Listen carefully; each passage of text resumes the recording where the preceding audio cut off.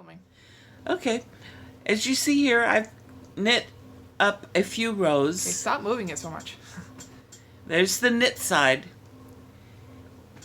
And there is the purl side. I don't know why they call it purl. Maybe because it's bumpy.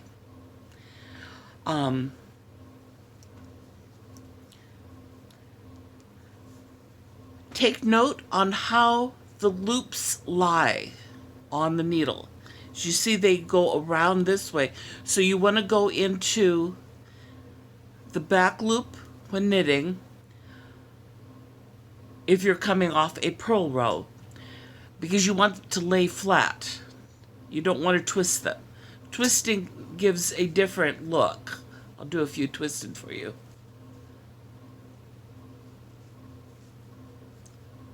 See, you can see how twisted they look different. Can you see that? Mm-hmm. Okay. I'm going to undo them because I don't like twisted.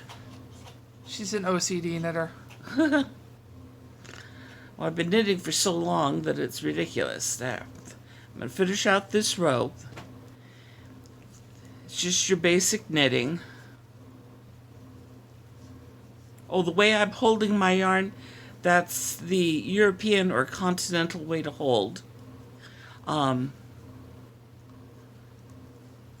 Just the way I learned from a little English lady at a department store in London called John Lewis.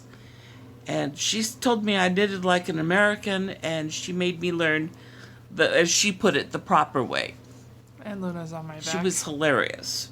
Okay, now, here is the purl side. All the loops and everything. Basically, purl is just backwards knitting. Let me get the first stitch on. Okay. Now, in order to keep the loops flat, you would then be going into the front. Going in from the back through the loop and pulling it through. Back through the loop and pulling it through. That's just your basic, that's purl. So you have knit and you have purl.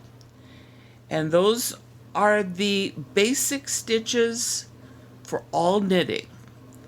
There are increases and decreases and loop overs and things like that, but all of it is basically knit and purl.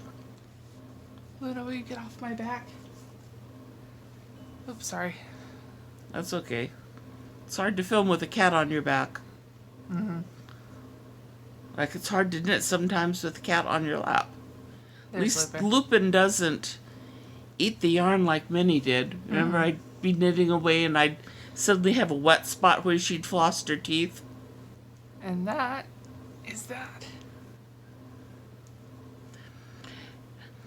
And really, the transition at the end is not that difficult. I'm using big needles here. I don't know what size needles you're using. These are 9s. The ends always look a little strange, but as it works out, you get a nice ridge. And this makes it very convenient if you're going to join pieces along the edge. Now we go back to the knit side.